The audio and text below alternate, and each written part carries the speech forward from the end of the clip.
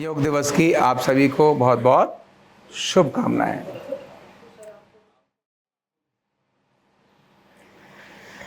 आज का दिन 21 जून हम सब के लिए वैसे भी महत्वपूर्ण है क्योंकि हम भगवान शिव की द्वितीय विद्या के प्रैक्टिशनर हैं और भगवान शिव की प्रथम विद्या कौन सी है? योग विद्या। तो भगवान शिव की प्रथम विद्या योग विद्या, जिसके लिए आज का दिन मनाया जाता है और बहुत जल्दी ही पूरी दुनिया में भगवान शिव की द्वितीय विद्या अर्धनारीश्वर विद्या का दिन भी इसी प्रकार से मनाया जाएगा।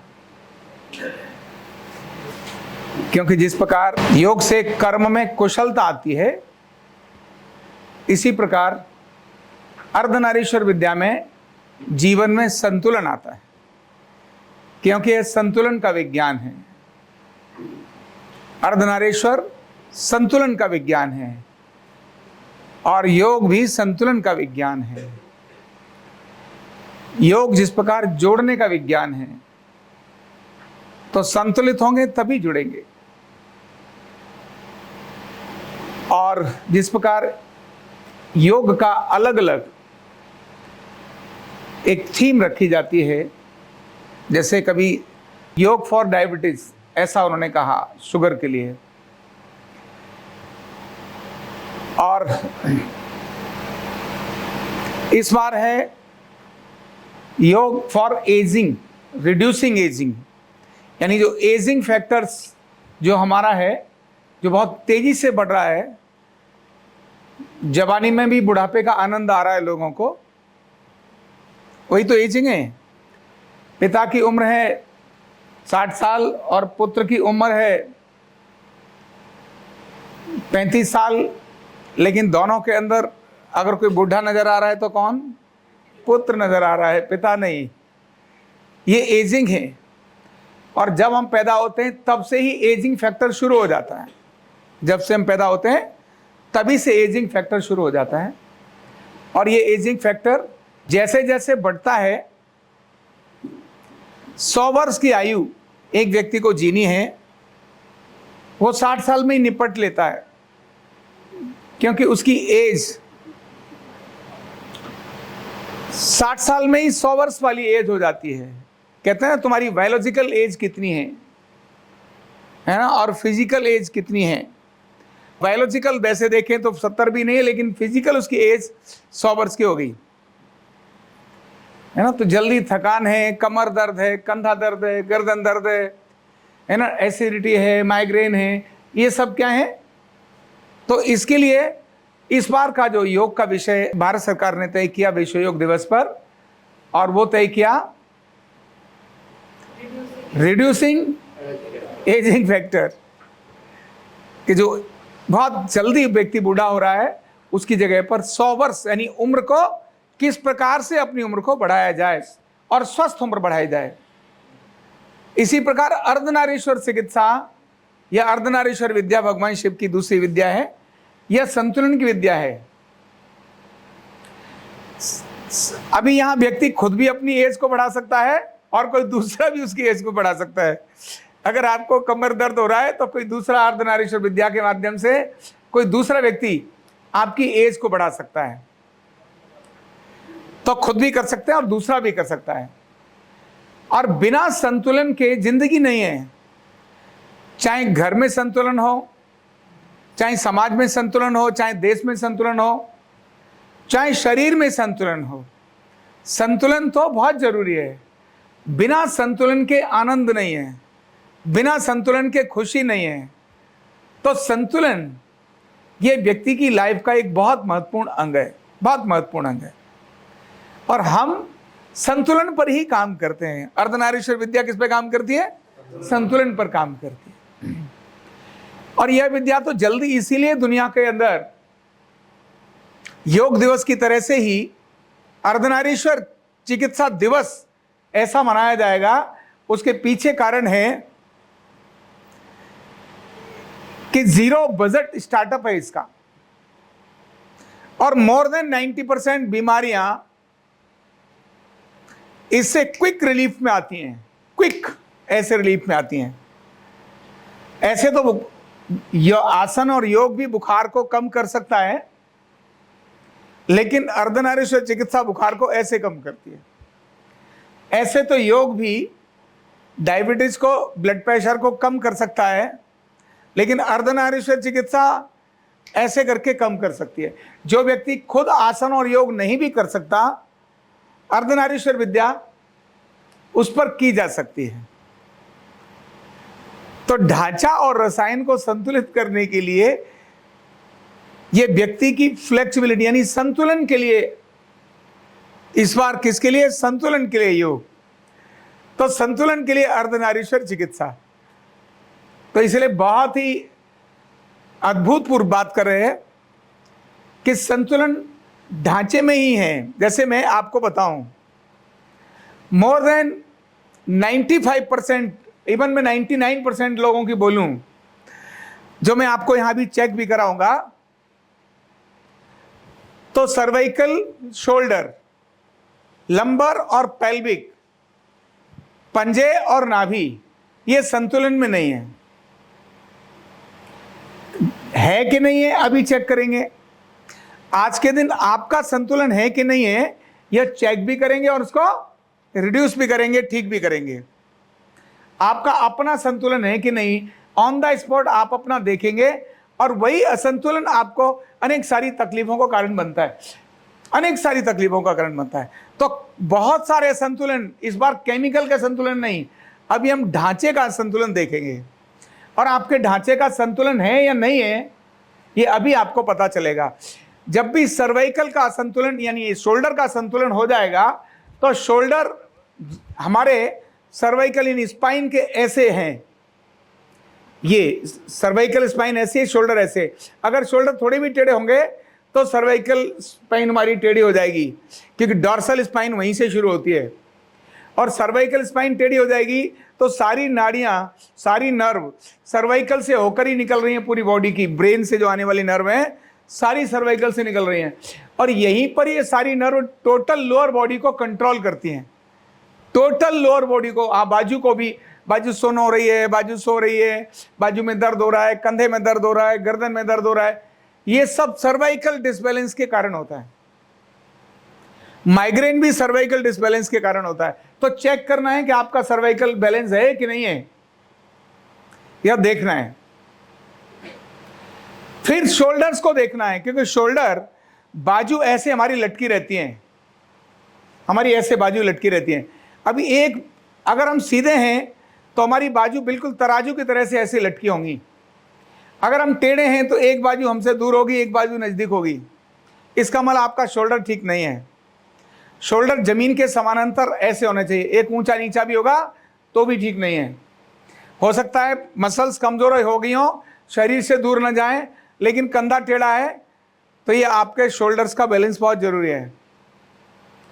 इसके बाद आती है पेल्विक बोन का बैलेंस। पेल्विक के ऊपर लंबर ऐसे टिकी है, दोनों तरफ पेल्विक बोन है, बीच में ऐसे लंबर है। लंबर फ्लेक्सिबल है, पेल्विक फ्लेक्सिबल नहीं है इतनी, डॉर्सल फ्लेक्सिबल नहीं है, लंबर फ्लेक्सिबल है। जब भी हमारी पेल्विक अगर बैलेंस नहीं होगी तो हमारे पैरों का साइज बैलेंस नहीं होगा, इक्वल नहीं होगा। और जब पैर कम ज्यादा होगा, छोटा बड़ा होगा, तब आपकी गाड़ी अपने आप डिसबैलेंस होगी, आपका घुटना दर्द भी होगा, आपके कमर दर्द भी होगी, आपके पैर दर्द भी होंगे, और आपकी नाभि अपने आप बिगड़ जाएगी जैसे डिसबैलेंस है आपके पैर। तो बैलेंसिंग, नाभि को चेक करना है ना, तो सेंटर ऑफ द बॉडी क्या ना नाभि है, हाथों से ऐसे चेक करके नाभि को देखा जा सकता है। पैरों को समान मात्रा में सीधे ले जाकर नाभि को देखा जा सकता है। एक लाइन पूरी यहां से यहां तक आती है, हमने अगर वस्त्रों को हटाया तो पूरा यहां से यहां तक हमारी नाभि की लाइन पूरी हमारे सीधी नजर आती है। नाभि से निप्पल पॉइंट दोनों समान डिस्टेंस पर हैं। नाभि से पेल्विक का एच, ये वाला बाहर का एच, ये वाला एकदम समान दूरी पर है।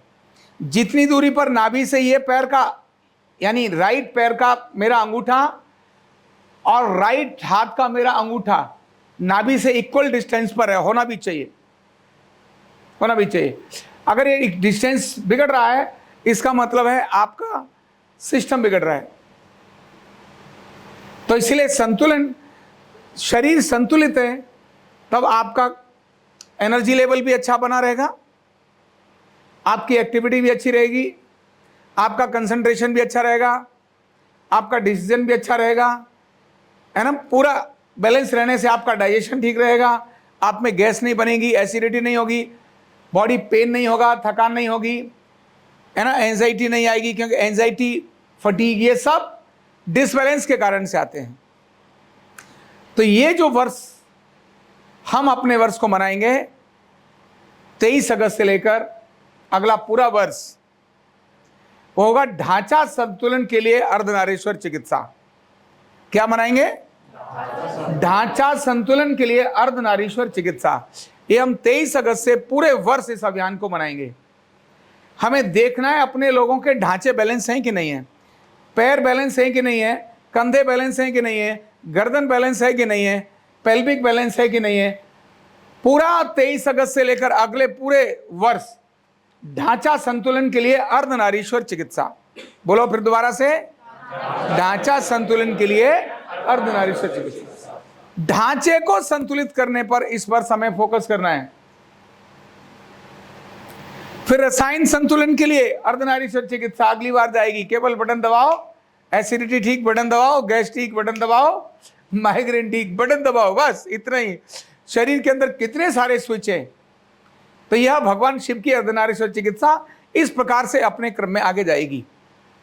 और यह करने से आम आदमी की आवश्यकता है, कॉमन मैन की नीड है, उसका ढांचा संतुलन होना कॉमन मैन की नीड है। आप सोचें साधु को तो कोई लेना देना नहीं है, तो साधु भी ध्यान करने के लिए ऐसे बैठना तो है ना। कमर ठीक नहीं है तो बैठेंगे कैसे, घुटना ठीक नहीं है तो बैठेंगे कैसे। आप बोलें गृहिणी को तो जरूरत नहीं है, वो तो घर पर रहती है, उनको तो काम ही नहीं, बाहर कहीं है नहीं। अगर उनकी कमर ठीक नहीं है, उनके घुटने ठीक नहीं है, तो रसोई में खड़ा होना मुश्किल, घर का कोई भी काम करना मुश्किल। आप कहेंगे व्यापारी को तो जरूरत नहीं है, कॉर्पोरेट जगत में तो जरूरत ही नहीं है, वहां तो सब ऐसे बैठते हैं गोली खाओ। नहीं, कॉर्पोरेट जगत सबसे ज्यादा दुखी है ढांचा असंतुलित होने से। कॉर्पोरेट जगत सबसे ज्यादा दुखी है अपना ढांचा असंतुलित होने से। क्यों? लैपटॉप पर बैठे बैठे, कंप्यूटर पर बैठे बैठे, कुर्सी पर यहाँ ऐसे, यानी कुर्सी पर बैठकर बैठे बैठे ही काम कर रहे हैं, लैपटॉप पर कंप्यूटर पर, सारा घंटों घंटों ऐसे ही निकल जाते हैं।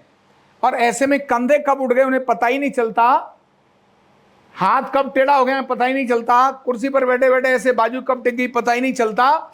इसीलिए कॉर्पोरेट जगत का ढांचा तो सबसे ज्यादा बिगड़ा हुआ है। तभी उनको कंधा दर्द करता है, गर्दन दर्द करती है, सिर दर्द करती है, कमर दर्द करती है। ठीक है, युवा है, घुटने की नौबत कम आ रही होगी, लेकिन कमर टूट गई तो कमरे लायक बचते नहीं। इसीलिए कमर ठीक होना बहुत जरूरी है। शोल्डर ही जिसके ठीक नहीं है तो बोझ क्या उठाएगा? न काम का बोझ उठाएगा, न घर का, न परिवार का, न समाज किसका। वो अपना ही बोझ उठाना बंद हो जाएगा।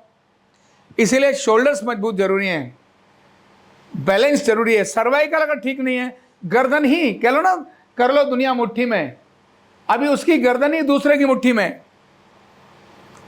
गर्दन दूसरे की मुट्ठी में जब आ गई तो भाई अपने लिए क्या करोगे? इसलिए अपनी गर्दन किसके हाथ में रहनी चाहिए? अपने हाथ में। दर्द होगा तो आपकी गर्दन आपके हाथ में नहीं रहेगी, वो फिजियोथेरेपिस्ट के हाथ में होगी, वो किसी और के हाथ में होगी, कोई डॉक्टर के हाथ में होगी। तुम्हारी गर्दन तुम्हारे हाथ में नहीं होगी। और ऐसे में कॉर्पोरेट जगत का खर्चा अधिक बढ़ता है, कॉर्पोरेट जगत की प्रोडक्टिविटी कम हो जाती है, क्योंकि एंजाइटी होगी तो प्रोडक्टिविटी कहां से होगी? जब कंसंट्रेशन नहीं होगा तो प्रोडक्शन कहां से आएगा? तो इसीलिए शोल्डर्स, सर्वाइकल, लंबर कॉर्पोरेट जगत के अंदर सबसे अधिक है। और माइग्रेन की तो बात ही अलग है। ज्यादातर लोग बैठे गोली खाते हैं और काम करते हैं।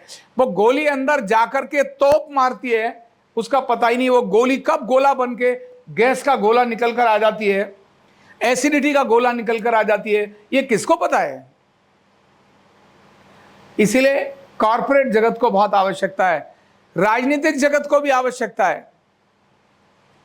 जितने भी समाज सेवी हैं, समाज में काम करने वाले लोग हैं, चाहे राजनीतिक हैं, चाहे ब्यूरोक्रेट्स हैं, चाहे और भी इस प्रकार के हों, सरकारी तंत्र को बड़ा आवश्यकता है।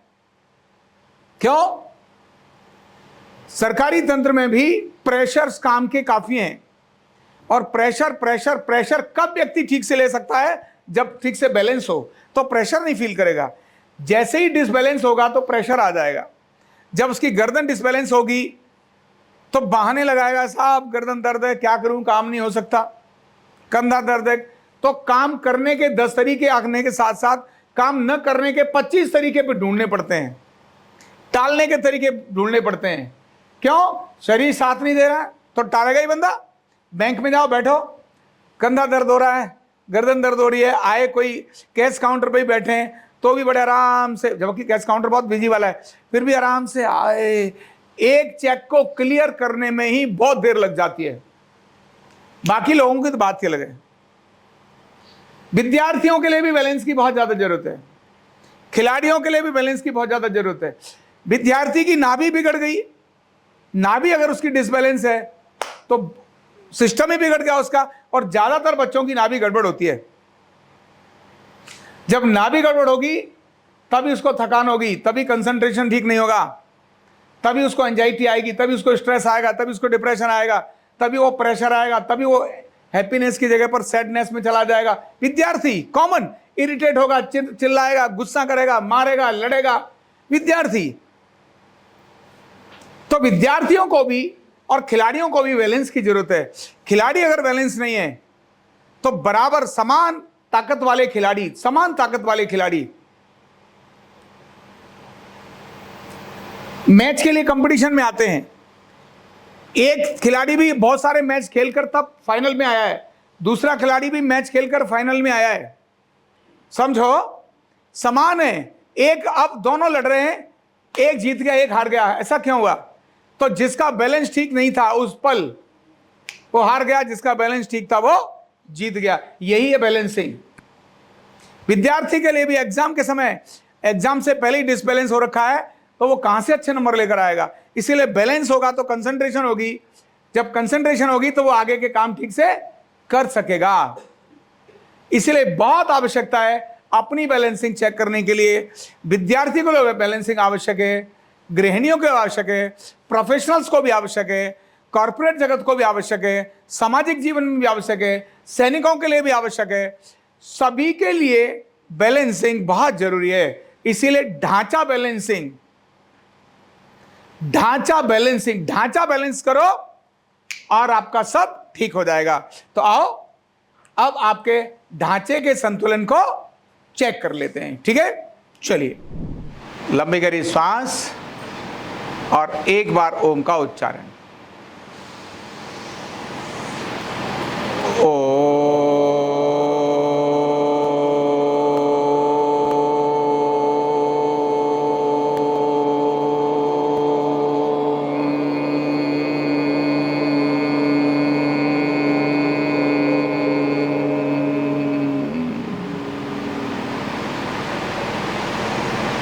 एकदम शांत। और अब आपको अपने एक एक एरिया को चेक करने की प्रक्रिया डालते हैं। सबसे पहले आपने अपनी गर्दन को देखिए, हाथों को ऐसे ही रखिए और गर्दन को चेक करिए। और गर्दन को चेक करते समय धीरे से गर्दन बाईं तरफ ले जाओ और दाईं तरफ ले जाओ। देखो एक तरफ ज्यादा और एक तरफ कम होगी, राइट और लेफ्ट, एक तरफ ज्यादा एक तरफ कम है ना। अब आप कान को कंधे पर चिपकाएं और इधर धीरे से राइट कान को राइट कंधे से चिपकाओ। फिर लेफ्ट कान को लेफ्ट कंधे से चिपकाओ। दोबारा से देखो, दोबारा देखो, वेरी गुड। अब जरा ये बताओ किनका राइट साइड में झुकाते समय कम झुक रहा है? हाथ खड़ा करो। हाँ ऐसे, कोई राइट हैंड खड़ा करो, नीचे कर लो। किनका लेफ्ट साइड झुकाते समय कम झुक रहा है? नीचे करो। किसका मूवमेंट ऐसे या ऐसे करने पर एक तरफ थोड़ा इजी था और एक तरफ थोड़ा भारी है, या इधर? बताओ जरा किस किस का बैलेंस नहीं है? हाथ खड़ा करो, राइट हैंड अप करो चेक करके। एक तरफ स्मूथ है या इधर इधर स्मूथ है? जरा दोबारा हाथ खड़ा करो ठीक से, एक साथ हाथ खड़ा करो। हाँ, तो इतने आपका संतुलित नहीं है, ध्यान आ रहा होगा। है तो बहुतों का, लेकिन कुछ को समझ नहीं आया। अभी दोनों हाथों को ऐसे करो, मिलाओ, वेरी गुड, और स्ट्रेट कर दो। अभी ऐसे देखो, दोनों हाथों में, दोनों शोल्डर्स में कोई अंतर नजर आ रहा है क्या? ऐसे करने पर बस वापस लाओ, फिर से ऐसे लेकर जाओ और दोनों हाथों को सीधा करो ऐसे। देखो यहां कंधे पर दोनों में इजी और अनइजीनेस कोई है शोल्डर की? डाउन करो, हाथ नीचे करो। कुछ आ रहा है समझ में? अभी आपको ध्यान आएगा ये वाली मसल्स, पर्टिकुलर ये वाली मसल्स, जब आप ऐसे करेंगे या ऐसे करेंगे तो इधर की या इधर की मसल एक तरफ स्टिफ होगी, एक तरफ इजी होगी। है क्या? नजर आ रही ना?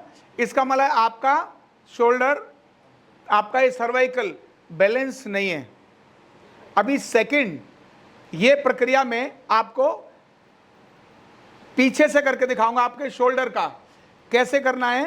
तो देखो, कोई भी एक खड़े होकर मैं इनको दिखाता हूं। खड़े हो जाओ, यहां आओ, पीछे से इनको देख लो। इधर आपने केवल हाथ को ऐसे पीछे लेके जाओ, एक हाथ को, ये रीढ़ को छुओ अपने अंगूठे से, मैक्सिमम मैक्सिमम, ठीक है?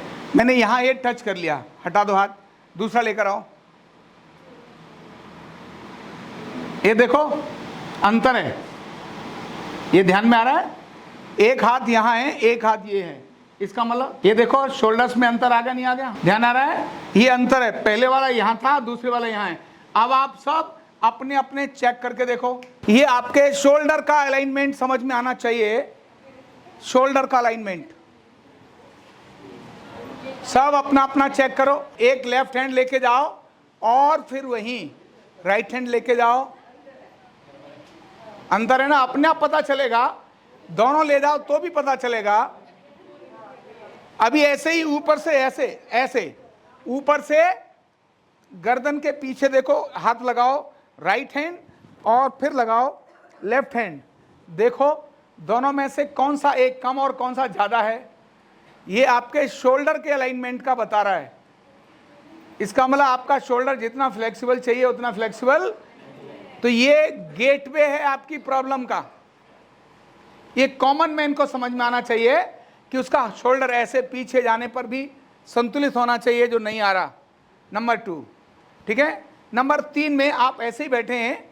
अभी मैं बैठे बैठे पेल्विक चेक करा रहा हूं। क्या चेक करा रहा हूं? पेल्विक।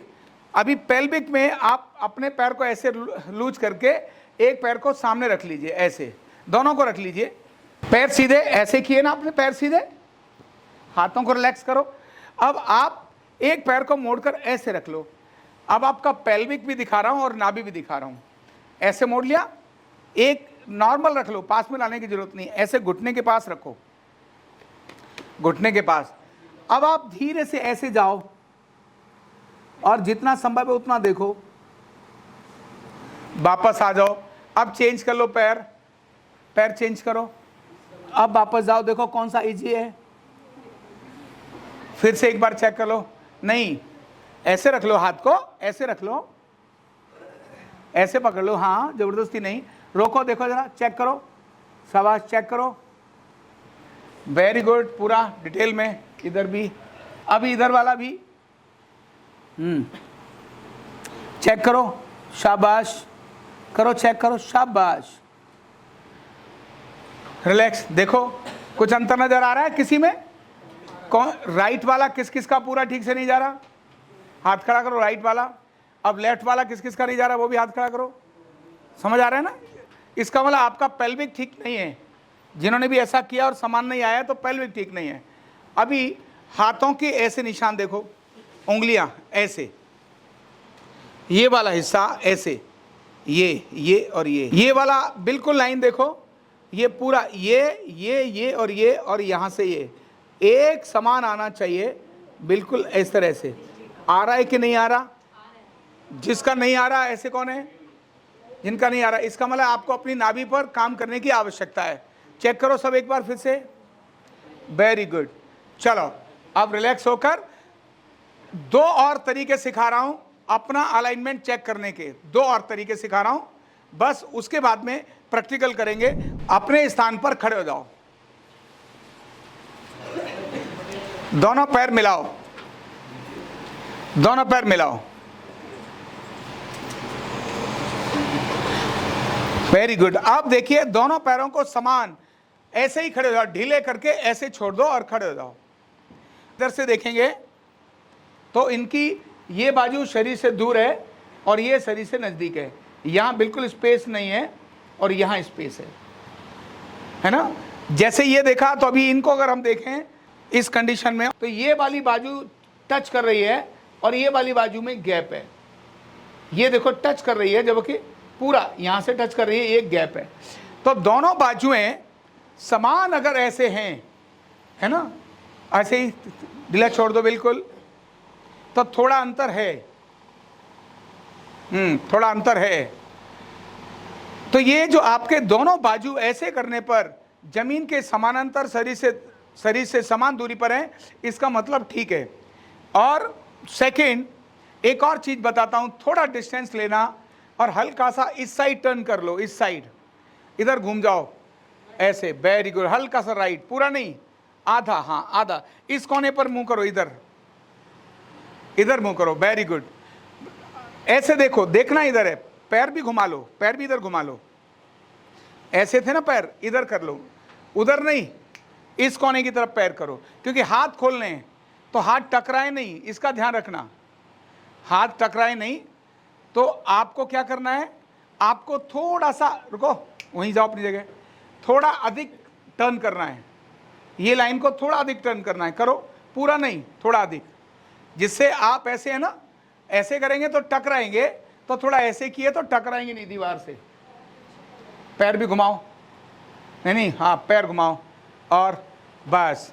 अभी एक साथ हाथों को इस तरह से कर लो समान। अब यहां से आकर चेक कर लेंगे, इधर से चेक करेंगे और ऐसे, बस वेरी गुड। देखिए अब जैसे, हाँ एक जबरदस्ती नहीं करना, समान हाथों के स्तर, अगर ये और ये दोनों बाजू समान है, इसका मतलब शोल्डर का ये वाला एंगल ठीक है, इसका मतलब कान ठीक है। आपके कानों का बैलेंस यहां से पता चलता है, शोल्डर और कान दोनों का बैलेंस यहां से पता चलता है।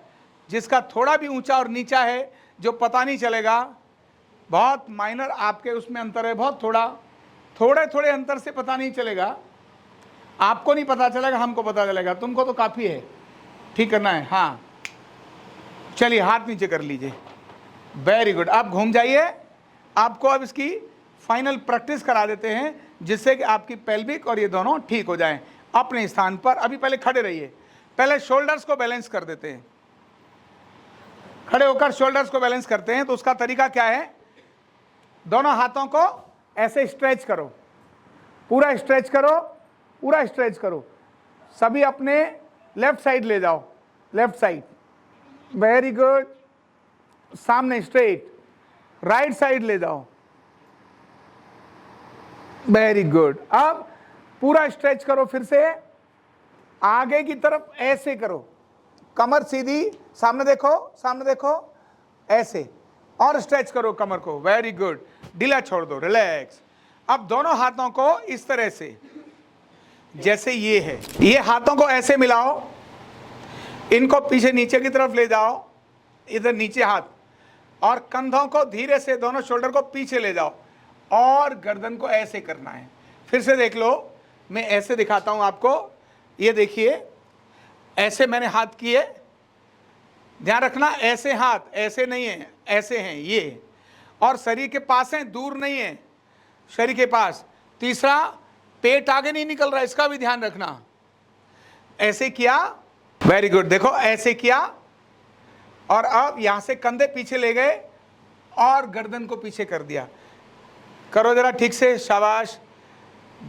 पेट आगे नहीं आना चाहिए, हाँ, केवल दोनों हाथों को स्ट्रेट करिए, शाबाश, और शोल्डर्स को पास में ऐसे ले जाइए, दोनों कोहनियां आपस में मिलाने का प्रयास करिए, शाबाश। रोक के रखिए थोड़ी देर रोक के रखिए, शाबाश। रिलैक्स, ढीला छोड़ दीजिए, फिर से यही प्रक्रिया करिए, रिलैक्स। लास्ट एक बार फिर से दोनों हाथों को टाइट करिए, नीचे की तरफ, नीचे करिए, शाबाश। आप बहुत नहीं, ये आगे आगे सीधा रखना है, शाबाश। अब कंधों को पीछे ले जाओ, गर्दन को धीरे से पीछे छोड़ो, गर्दन को बहुत धीरे से पीछे छोड़ो, रिलैक्स है, गर्दन टाइट नहीं है, गर्दन आराम से पीछे की ओर है, बस रिलैक्स, ढीला छोड़ दो। अभी यहीं से आप सभी अपने इसको देखो, ये यहां तक पहुंचा और ये भी यहां तक पहुंचा, चेक करो जरा अपने अपने, जैसे ये वाला यहां पहुंचा, ठीक ये वाला भी ऐसे यहां पहुंचा, दोनों समान है कि नहीं है, चेक करो, आगे समान हो गए। वो आ रहा है थोड़ा, क्योंकि आपका अलाइनमेंट ज्यादा ही बिगड़ा हुआ है, उसको ठीक करना पड़ेगा, ठीक है। सुन्नापन आ रहा है, इसका मतलब अलाइनमेंट सोचो कितना खराब हो रखा है, जवानी में बुढ़ापे का आनंद मिल रहा है, ठीक है।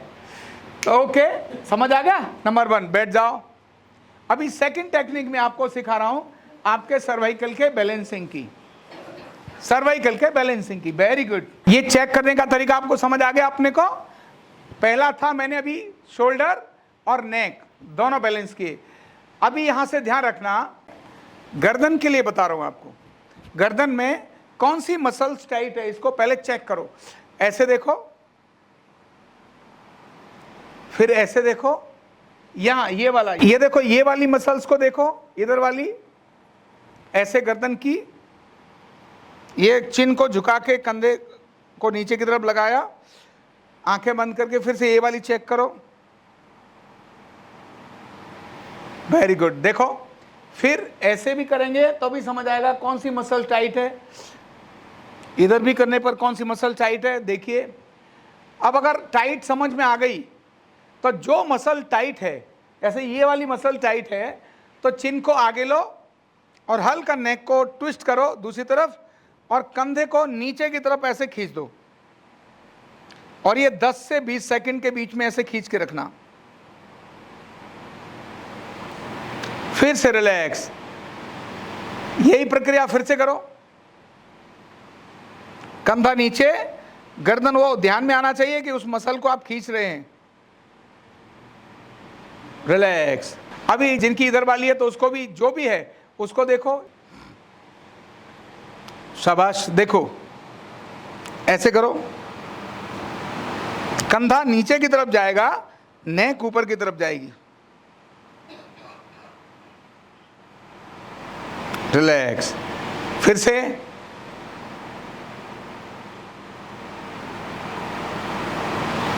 रिलैक्स। अब आपकी गर्दन को बाईं तरफ घुमाओ, दाईं तरफ, और धीरे से अपोजिट साइड में। अब आपकी गर्दन पहले से अधिक रिलैक्स हो गई होगी, होगी नहीं होगी? तो जब भी कोई मसल टाइट है उसको नेक को उस पोजीशन में ले जाओ और गर्दन को ऐसे करो, तो आपके हाथ में सुन्नापन नहीं आएगा और आपके हाथ में भी सुन्नापन नहीं आएगा। इसका मतलब है गर्दन के मसल्स आपके ठीक हैं, सर्वाइकल मसल्स आपके ठीक हैं। अभी हम बात कर रहे हैं हमारे पेल्विक की और हमारे नाभि की, ठीक है? तो दोनों को ठीक करने का तरीका अभी मैं बैठकर सिखा रहा हूं। ये प्रक्रिया लेटकर भी होती है, लेकिन बैठ के बता रहा हूं। एक पैर को आप यहीं पर ऐसे आपने पैरों को सीधा किया, गर्दन सीधी करो, कमर सीधी करो। अभी एक पैर को जैसे हमने पहले मोड़ के रखा था ऐसे मोड़िए, ऐसे रखिए, ऐसे। अभी दोनों हाथ इधर पंजे पर लेकर आओ। आप अपना राइट पैर रख लो, सभी राइट रख लो अपना। पहले राइट चेक कर लो कौन सा है, देखो, फिर चेंज कर लो। अभी लेफ्ट वाले को चेंज करो, पहले देख लो, ऐसे रखो, ऐसे। एक इजी होगा, ये थोड़ा टिपिकल होगा। तो जो टिपिकल है एक बार उसको ले लो, टिपिकल को, और धीरे से आगे की तरफ ऐसे और अधिक की तरफ झुको, रिलैक्स। अभी दोनों पैरों को पास में लेकर आओ, यहां ऐसे बद्ध कोण आसन की तरह ऐसे लेकर आओ, शाबाश। बद्ध कोण आसन की तरह ऐसे दोनों पैरों को बिल्कुल ऐसे करो, शाबाश।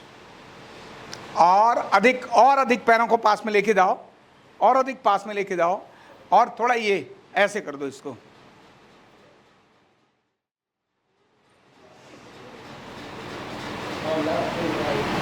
रिलैक्स। अभी दोनों पैरों में अंतर, एक पैर को ऐसे और दूसरे पैर को ऐसे लिटा दो, यानी दोनों घुटने जमीन पर, इस तरह से दोनों घुटने जमीन पर, और जिधर हमारा घुटना जमीन पर है उधर धीरे से ऐसे मैक्सिमम ट्विस्ट करो। यहां प्रेशर आना चाहिए, यहां ये ऐसे ट्विस्ट करो पीछे मैक्सिमम,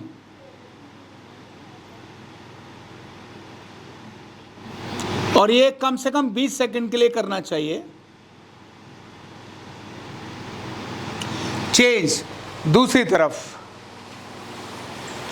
तरफ, बिल्कुल वैसे ही पैर, ये दोनों घुटने जमीन पर, समझ आ गया? ये यहां मत करो, इसको थोड़ा दूर रखो घुटने से, हाँ, और दूर रखो, हाँ, ठीक है। अब ट्विस्ट करो, पूरा पीछे ले जाओ, मैक्सिमम पीछे ले जाओ, शाबाश, लेके जाओ। नहीं, आपका पैर ऐसे नहीं है, ये पैर को ऐसे रखो, दोनों पैर जमीन, आप गलत हैं, है ना, रुको, इनको देखो, ये पैर को ऐसे करो, ऐसे, बस। अब उधर देखो, घूमो, पूरा हाथ से घुमा के ले जाओ उधर। आपके पैर अपोजिट डायरेक्शन में हैं, आपको इधर, हाँ, ऐसे आओ, जैसे ये कर रही हैं ऐसे करो। अब ये पैर मोड़ लो, ऐसे रख लो, ऐसे बाहर रखो, नहीं, ऐसे ही ठीक था, अंदर ना ले जाओ, बस ऐसे रखो। अब ये वाला घुटना यहाँ लाओ, नहीं, ये घुटना यहाँ लाओ, पंजे बाहर ले जाओ, यस। अब पीछे जाओ ट्विस्ट करके, अब पीछे ट्विस्ट करो, आगे दोनों हाथों से, इधर से भी, शाबाश। आपने उधर ही करना जैसे सब कर रहे हैं, हाँ, करो, वेरी गुड। एक दूसरे को देख लो, हाँ, कमर सीधी रखना है, ये पैर को बाहर निकालो, वेरी गुड। अब ट्विस्ट करो, मैक्सिमम ट्विस्ट करो, हाँ, सही है।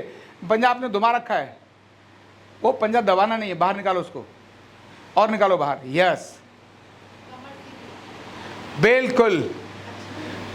अभी चेंज, दूसरी तरफ करो, पैर बदल दो, दोनों घुटने जमीन पर जाने चाहिए, बस इतना ही ध्यान रखना, वेरी गुड। करो जरा इसको ट्विस्ट ठीक से, शाबाश, हाँ, करो मैक्सिमम। आप तो पूरे ही घूम कर इधर आ गए जनाब, नहीं, हाँ, इस पैर को उधर रखो ना, नहीं, गलत हो गया, फिर जाओ वापस, बस। अब ये यहाँ रख दिया, अब ये यहीं रहना चाहिए, हाँ, अब सही है, वेरी गुड, शाबाश। और पूरा खींच के रखो पीछे की ओर, रिलैक्स, वापस आ जाओ, दोनों पैरों को। अब जरा चेक करो, फिर से चेक करो, एक पैर सीधा करो, एक पैर उल्टा करो, हाँ, अब देखो आगे झुककर, फर्क आ गया, नहीं आ गया, बोलो, आ गया। अभी एक और तरीका बताकर, इससे नाभि ठीक हो रही है, इससे क्या ठीक हो रहा है आपका, नाभि ठीक हो रही है, समझ आ गई। अभी एक तरीका और बताकर बस फिर इसके बाद क्लोज करेंगे। अभी आप यहां बैठे बैठे पैरों को ऐसे रख लीजिए, एक घुटने को पहले पास में लेकर आओ, ऐसे चिपकाओ छाती से, रिलैक्स। अब दूसरे वाले घुटने को देखो, इसको हटाकर छाती से चिपकाओ, रिलैक्स। अब यहां से पैर को, क्योंकि आपके पैर अगर सीधे हैं, ऐसे करके, अभी इस वाले को ऐसे करो, आगे झुक के, ये हाथ ऐसे पकड़ो, इसको इस पे रहने दो, करो जरा ऐसी स्थिति। सभी अपना ये वाला पैर, हाँ, राइट पैर लगाओ और ऐसे,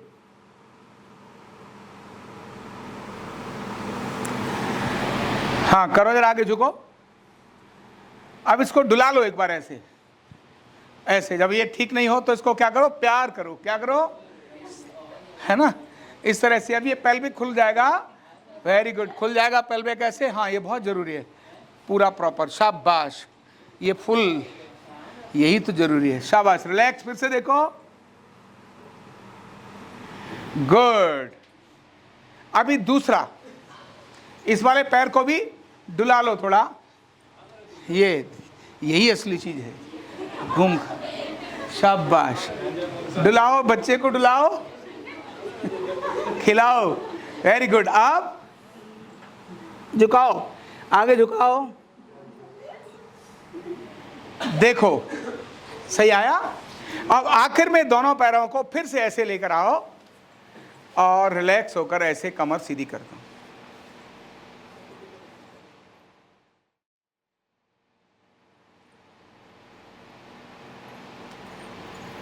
एकदम परफेक्ट, समझ आ गया? ऐसे किया और रिलैक्स, छोड़ दीजिए। तो ये था आपका ढांचा बैलेंस करने का अद्भुत तरीका, समझ आ गई? ठीक है, आप कमर सीधी करके बैठ जाएं, आंखें बंद, लंबी गहरी श्वास, ओम का उच्चारण। ओम सर्वे भवन्तु सुखिनः,